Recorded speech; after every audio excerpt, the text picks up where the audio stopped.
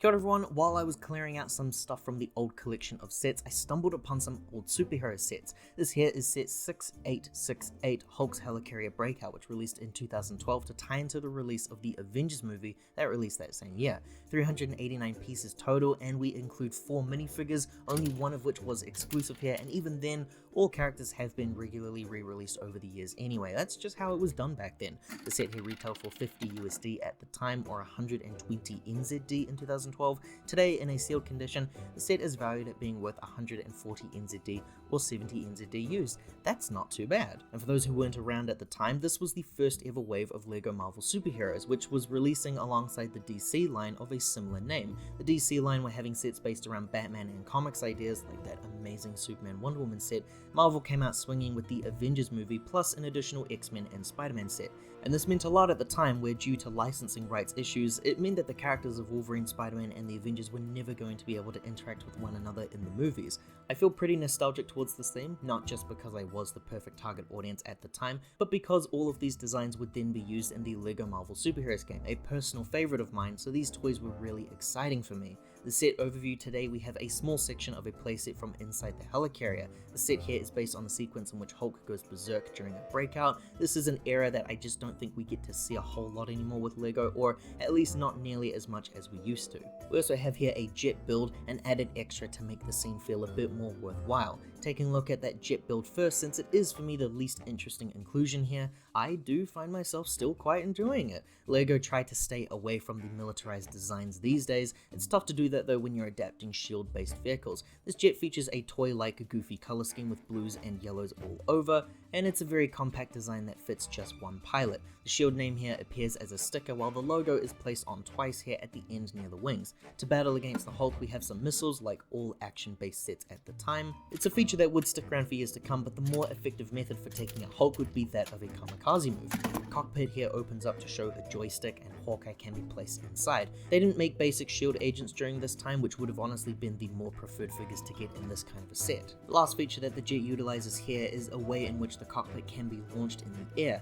I think it's supposed to be a reference to the scene where the pilot tries to bail out in the movie and the Hulk manages to catch him. I tried to use Hulk here to recreate that scene, but the set is just so old now that the pieces do not function the way that they did when I was younger, so it needs a little bit more of assistance. Still though, it is pretty cool having Hawkeye spiraling in a panic and then this massive beast can come in and ruin your day. The way that this works here is by pressing on this plate and the entire thing will jump up. Again, the age thing means that the cockpit piece actually takes a bit more than it's supposed to, which I think is pretty funny. Decent enough inclusion, but really the playset itself is what interests me. And even then, it's a rather strange one. A strange one that I do still enjoy for a nostalgic reason. I just miss this era of playsets that LEGO used to do. It's similar to how I feel about modern gaming. LEGO back then just weren't so focused on appealing to the incredible level of detail, which thus leads to prices increasing and releases being more limited. They were just making sets for a younger crowd. Our playset here is split up into 3 different sections, and those sections can be removed easily due to the Technic connections. Easy to see, and something I like with these kinds of connections is the displayability options we have with the adjustments that can be made with the base here. They can be straightened out, or you can give the scene a bit of character with these curves. Now the first section to look at here is just a small display area. I don't know if this serves any other purpose, but this is a good place to stand Hulk in this scene. We do have some barrels here off to the side, and they're loaded up in a slingshot-like feature, which can be hurled towards the enemy. Something for Hulk to fire upon the jet maybe, or perhaps it's a last line of defense for the people against the Hulk himself.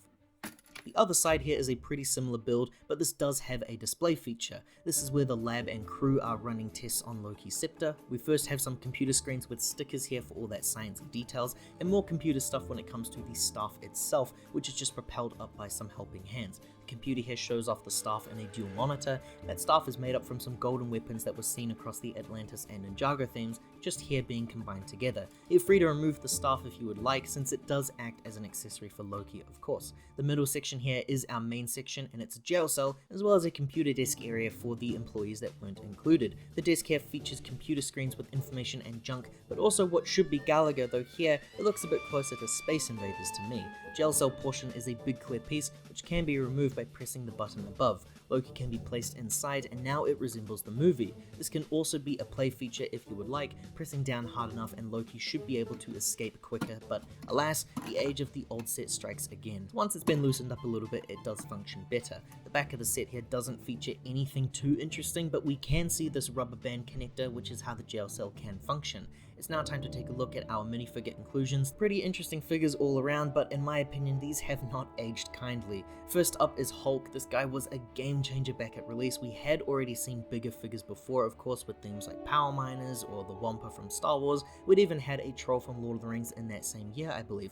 But this was different because you can see that this body mold would be the one to remain even to this day for big fig appearances. Hulk here wears these weird colored pants, and that's the only part of him that actually deems him to be unique and exclusive. Hulk can split apart at the arms and the hands, and that's it for his movement. Hulk would see many improvements over the years with pretty much every release in my eyes, my personal favorites to this day being the one that featured the purple pants to better fit the tone of the comics display that I love having. The Mark Ruffalo Hulk would also see a ton of improvements made with the colors so that he matched the source material a bit more, and eventually we would start to see the big figs have removable heads and hairpieces. I'm yet to have a Hulk figure that can personally function like this, but I am working on it because I do think that these 2024 sets are pretty great for what they offer. This here is Thor, who for years was the one figure from this line that eluded me. I had a good version of pretty much everyone else, but I never had my ideal Thor figure. I still think quite highly of this guy, even in 2024. He matches the 2012 era for me quite well, and he seems to act as a pretty good representative of the movies and or comics. I like the cape and the armor design and the blonde hairpiece more than the current versions of him that they've been doing. The one thing I say against this guy is that he doesn't feel like a very good Hemsworth Thor, but he does make for a pretty good comics variant. Thor here features a double-sided expression of anger, a reminder at the crazy, inconsistent vision that they had for this guy for years to come, until they finally wanted him to be a bit funny and goofy. Removing that cape there shows us the back printing, which features some nice armor designs to help match the front. And looking at that source material, the design here was a pretty poor translation. We weren't at the dual molding area yet or anything, so the only details that we got to see were torso and back details. He definitely needs some color swaps, and maybe a sleeveless look would be cool too. Loki was a pretty decent figure for the time though. The rubber material that's used for his helmet gave us a decent design for a comics translation. Movie translation, however, like Thor, it's pretty poor honestly. That costume looks really cool to me with those vivid bright colors that are just absent here. Lego decided to emphasize the darker tones, so it makes him look more decent for a comics display rather than a movie display. There's no double-sided head or back printing though on Loki, so he does feel like a really out-of-date figure here compared to the quality standards of today. And finally we have Hawkeye here, who was quite infamous amongst the Lego community. Hawkeye was a figure that I didn't think Lego ever got right until last year with the Marvel CMF series. It's a long time it took for them to finally get this guy right in my eyes. Almost none of this works for me, but in a really funny way, except for the tactical bow piece, which may have launched with this set. I'm not too sure. It could have easily been something released in a different set though. A quiver being back printing is just ridiculous to me, but I guess they did this so that he could still be seated in his jet. If you look at the costume from the movie though, it's not too bad. It has the sleeveless look there. The printing also matches the design, but the colors are a little off. It should have been a lot more closer to purple than straight red if you ask me. The worst offender here though is that face print and that hilarious hairpiece. I remember people at the time using the Sleepy Child's spiky hairpiece, which I still to this day do not think works for him either, but I do like it more than the slick back look, just because the Sleepy Boy's hairpiece looks closer to comics. Lego clearly agreed with the community here because the Age of Ultron sets and all future release sets would see Hawkeye with that hairpiece instead of ever trying to give him something that actually worked for him. Again, that is until the excellent figure who released last year. The glasses look is really funny to me. It's very accurate to Hawkeye from the comics and cartoons. However, this is based on the movie in which he never wears glasses. The double-sided expression is an angrier look. Another missed opportunity here because he should have featured some sort of a Frodo Baggins expression with like mind-controlled eyes or something. Hawkeye would be remade years later in the Avengers Tower set, a very solid remake for someone who desperately needed this thing years ago.